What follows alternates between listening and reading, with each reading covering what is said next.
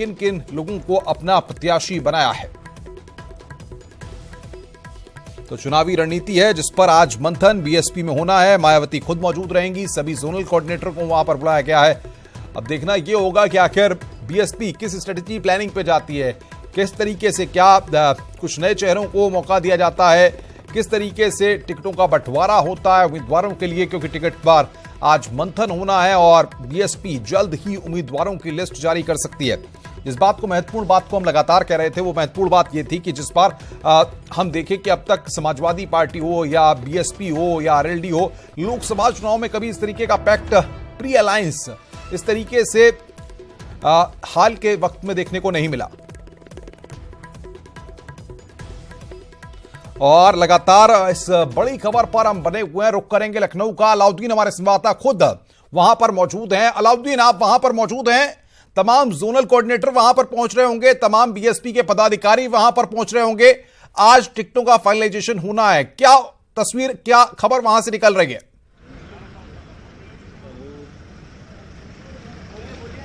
देखिए, आज की जो बैठक है इसलिए ज़्यादा महत्वपूर्ण है क्योंकि इसके बाद सीधे बीएसपी अपने जो कैंडिडेट्स घोषित कर देगी। तो ऐसा मान के चल सकते हैं कि आज की ये बैठक लोकसभा चुनाव 2019 के तहत आखिरी बैठक है।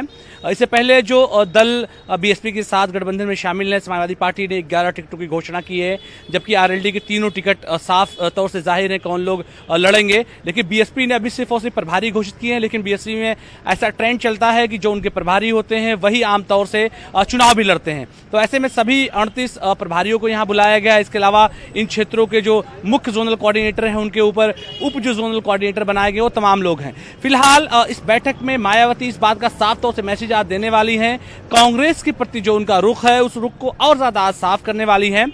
कल की जो मुलाकात अखिलेश यादव के साथ 1 घंटे 40 मिनट की रही है, उसमें हालांकि रायबरेली अमेठी की बातचीत पर भी चर्चा हुई है, लेकिन उसके अलावा एक मुद्दा और भी रहा बातचीत के दौरान की, क्योंकि इससे पहले गठबंधन जनवरी के महीने में हुआ है, लेकिन उससे पहले बहुत सारे बीएसपी के लोग समाजवादी पार्टी में शामिल हुए थे।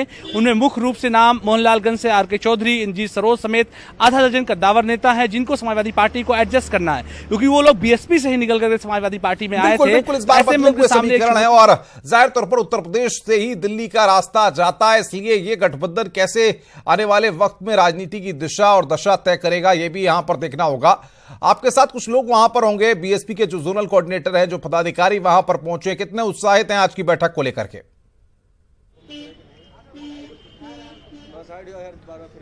देखिए, आज की बैठक क्योंकि आखिरी बैठक है और खास तौर से इससे पहले 3 हफ्ते पहले भी एक बैठक मायावती ने की थी, उसमें हालांकि उन्होंने कांग्रेस को लेकर के भी बात कही थी और जो उनके भतीजे हैं आकाश के लिए भी उन्होंने कहा था कि आगे आने वाले दिनों में इनको महत्वपूर्ण जिम्मेदारियां दी जाएंगी। हालांकि उस बात की रिपीटेशन आज नहीं होगी, लेकिन जोनल कोऑर्डिनेटर को आज इस बात का साफ तौर से मैसेज दे दिया जाएगा कि आखिर किस रणनीति के तहत तो कैसे उनको काम करना है। इसके अलावा उम्मीद की जा रही है कि उनको एक गाइडलाइन भी अंदर से मुहैया कराई जाएगी, जिसके आधार पर उन्हें जनता के बीच में उन मुद्दों को ले जाकर के रखना है, क्योंकि एक गठबंधन है और चुनाव से पहले यह गठबंधन है। तो ऐसे में समाजवादी पार्टी को बीएसपी की मदद करनी है और बीएसपी को सपा की मदद करनी है।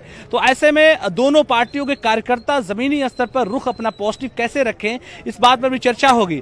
कुल मिलाकर के आगामी चुनाव जो आने वाला है और चुनाव का ऐलान भी क्योंकि हो चुका है, तो ऐसे में इस बैठक के बाद चीजें बिल्कुल क्लियर हो जाएंगी और उम्मीद की जा रही है कि आज देर शाम तक या कल बीएसपी अपनी लिस्ट भी जारी कर दे। बीएसपी बिल्कुल, लेकिन इन सबके बीच कल हमने देखा कि अखिलेश यादव गए और उन्होंने मायावती से मुलाकात की।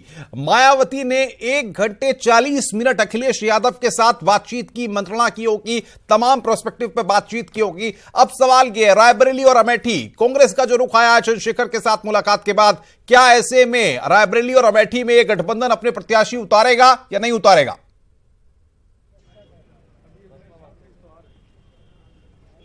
देखिए, रायबरेली अमेठी का जहां तक बात है, अगर आप पिछले 20 सालों के इतिहास को देखेंगे, क्योंकि गठबंधन ये 25 साल के बाद पहली बार हुआ है, तो ऐसे में समाजवादी पार्टी की तरफ ट्रेंड ये रहा है कि उन्होंने सन 1996 को छोड़ करके, जब गायत्री प्रजापति को उन्होंने एक बार टिकट दिया था, जो है वहां पर फ्रेंडली फाइट के तहत उन्होंने टिकट कभी नहीं दिया। हालांकि अखिलेश यादव का अपना रुख ये है बार बार कि वहां पर कैंडिडेट नहीं खड़ा किया जाए, लेकिन कल के रुख के बाद इस बात की संभावना लगातार बन रही है कि शायद गठबंधन वहां अपना प्रत्याशी खड़ा करे।